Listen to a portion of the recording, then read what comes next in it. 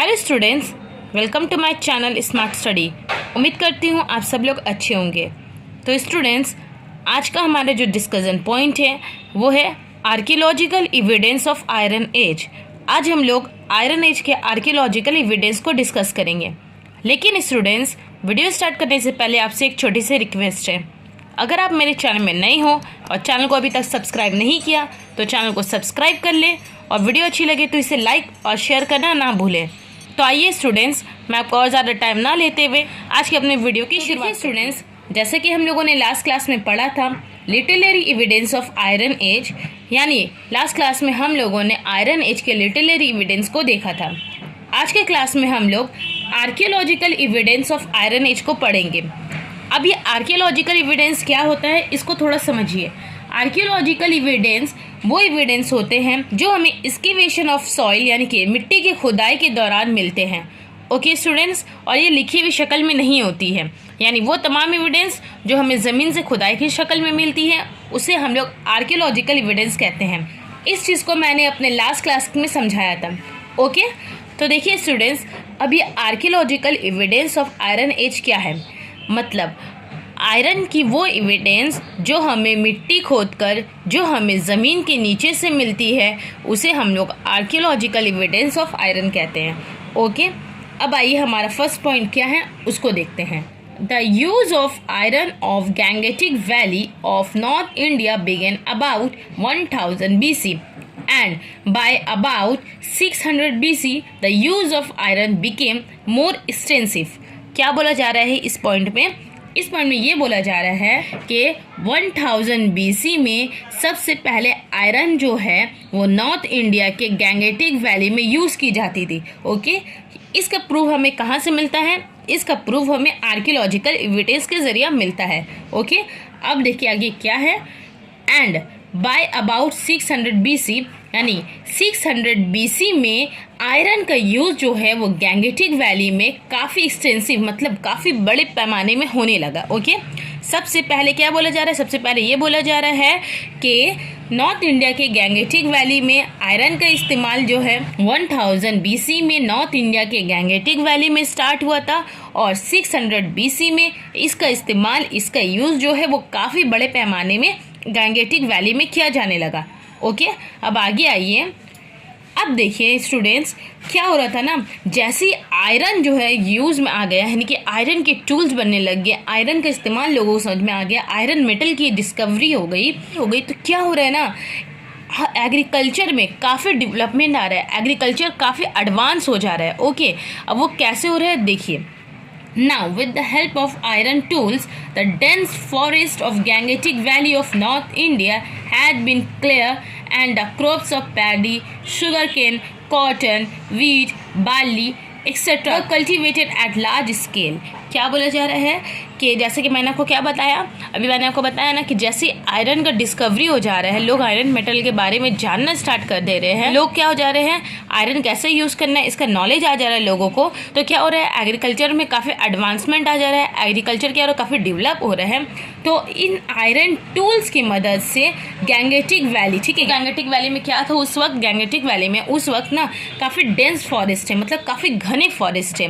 अब इन iron tools की मदद से गैंगेटिक वैली के डेंस फॉरेस्ट को क्या कर दिया गया, साफ कर दिया गया, क्लियर कर दिया गया, काटा गया। ओके, किस लिए? एग्रीकल्चर के लिए। अब देखिए आज क्या होता है, आज हम लोगों को एग्रीकल्चर के लिए ज़मीन चाहिए, ठीक है, तो क्या करेंगे हम लोग एग्रीकल्चर की ज़मीन कहाँ से निकालेंगे? फॉरेस्ट को काटेंगे, फॉरेस्ट को काटेंगे तो हम लोगों को क्या मिल जाएगा? ज़मीन मिल जाएगा। तो उस वक्त भी लोगों को जब ज़मीन चाहिए थी एग्रीकल्चर के लिए तो उन लोगों को क्या करना पड़ेगा? फॉरेस्ट को कट करना पड़ेगा। और फॉरेस्ट कैसे कटेगा? उन्हें कोई हार्ड टूल चाहिए, ठीक है, हार्ड मेटल का बना टूल चाहिए। अब ये हार्ड मेटल का टूल कैसे बनेगा? आयरन। जैसे आयरन के बारे में लोगों को पता चला तो आयरन टूल्स बने और ये ना आयरन टूल्स की मदद से क्या किया जाने लग गया? डेंस फॉरेस्ट को काटा जाने लग गया ताकि वो लोग एग्रीकल्चर कर सके। ठीक है, अब देखिए ये लोग एग्रीकल्चर के ज़रिए क्या क्या उगाने लग गए? Paddy, sugar cane, cotton, wheat, barley etcetera. ठीक है, अब ये इसके अलावा और भी बहुत सारी चीज़ें जो है वो लार्ज स्केल में कल्टीवेट की जाने लगी है। ओके, तो इसका मतलब क्या हुआ, आयरन की वजह से एग्रीकल्चर क्या हो रहा है, काफ़ी डेवलप हो रहा है। अब देखिए स्टूडेंट्स, सिर्फ एग्रीकल्चर ने डेवलपमेंट नहीं किया, एग्रीकल्चर के अलावा और भी बहुत सारी चीज़ें और भी बहुत सारी इंडस्ट्रीज जो है वो डेवलप कर रही है। कौन कौन सी इंडस्ट्रीज डेवलप कर रही है, देखिए, like domestic industries, architecture etcetera. ठीक है, और भी बहुत सारी इंडस्ट्रीज जो है वो आयरन के डिस्कवरी के बाद क्या हो रहा है, डेवलप करना शुरू कर रहा है। अब आगे आइए, हम लोगों को और कौन सा आर्कियोलॉजिकल एविडेंस मिलता है आयरन के लिए, उसको देखते हैं। तो देखिए हमारा नेक्स्ट पॉइंट क्या है। In the 6th century BC, there were 16 Mahajanapadas in North India, in which 10 were inside of Gangetic Valley and only 6 were outside of Gangetic Valley। देखिए क्या बोला गया था, अभी मैंने आपको फर्स्ट पॉइंट में ये समझाया था कि सबसे पहले आयरन का यूज़ जो वो गैंगेटिक वैली में यूज़ हुआ। ठीक है, और उसके बाद क्या होने लग गया, उसके बाद आयरन काफ़ी एक्सटेंसिव में यूज़ होने लग गया, यानी काफ़ी बड़े पैमाने में यूज़ होने लग गया।